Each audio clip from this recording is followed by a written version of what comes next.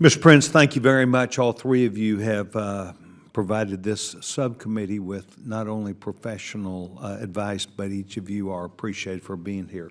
We now move to the member questions. I'd like to recognize distinguished gentleman from Tennessee, Mr. Burchett. You're recognized for 5 minutes, sir. When you said distinguished gentleman, Mr. Chairman, I wasn't sure who you were talking about, but I appreciate it. In my 6 years of Congress, I believe this is the first time I've ever gotten to go first. I thought maybe some of my Democrat friends were right. The rapture did come, and I was left behind, but I see there's some more folks out there that think like I do, so I think we're okay. Mr. Prince, do you think it'd be beneficial for the Government Accountability Office to be more transparent about the bid protest evaluation process for businesses? I do. I mean, I think it would be very helpful for GAO to continue its practice of publishing dismissal decisions, which it's done more of.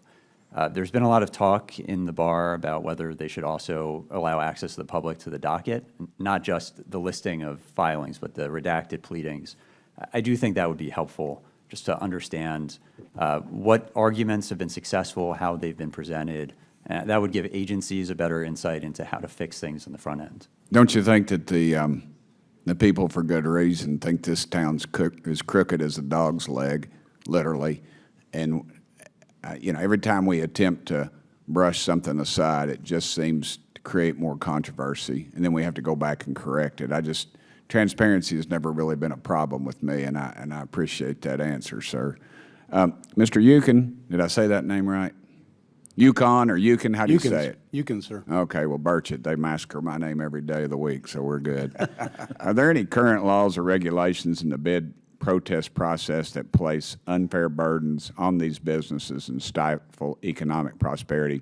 I see this a lot with the smaller folks. When I was county mayor, the big boys could roll in with their attorneys, and, you know, somebody out there just hustling, maybe a small minority company, has a lot of difficulty with this thing, and I was very concerned about that. Could you address that, sir? Yes, sir. Actually, ironically, it's at the other end of the spectrum, and as the chairman mentioned, there's a need to align with what the Trump administration is doing.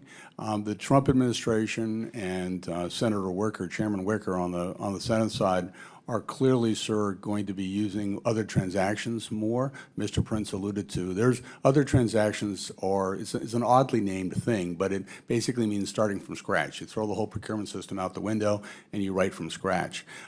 That creates a lot of problems. We teach contracting officers. About a third of my students are mid-level contracting officers. They have no idea how to negotiate these things. They're starting, whereas their private counterparts really do. So in many ways, the irony here is it's not the small business, it's the government that's at the disadvantage in other transactions.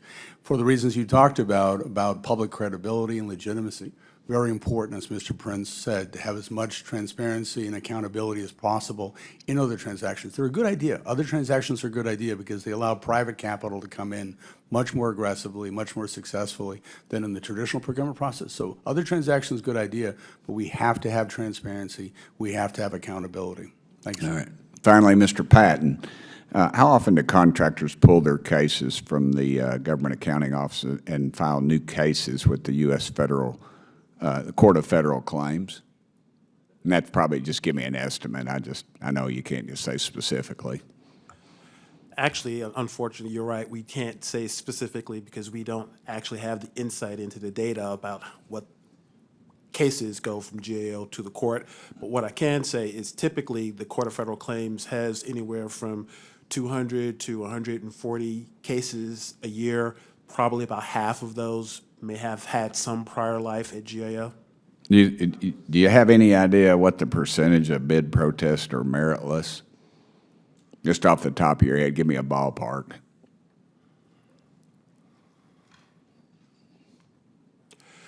Our sustain rate indicates 16% we sustain. We have an effectiveness rate of 50%, which means that there's something wrong in procurement, so the agency takes it back. For those decisions that go to a merit decision, the opposite of the 16%, those that we deny, probably don't contain a winning case, or the protester was not able to demonstrate a violation of law or regulation that would have had an impact Okay. on the award. Okay, real quickly, rapid fire, I'm about out of time. Which legislative proposals would be the most beneficial for Congress to implement to reform the bid protest process? Mr. Patton? I would say get the data that you need to identify the correct problem, because right now, All right. there's no real. Out of time. Mr. Prince? I think the enhanced debriefing, extend that out to civilian agencies. All right. Absolutely concur. Enhanced All right. debriefing. Thank you, Mr. Chairman. As usual, this is not the sexiest committee, but it's the one that gets down to work. I appreciate you. Present company excluded, of course. You're down there wearing something from the Jim Jordan collection. I see no jacket, so you're up on the sexy chart now, Mr. Chairman. Thank you so much for this opportunity.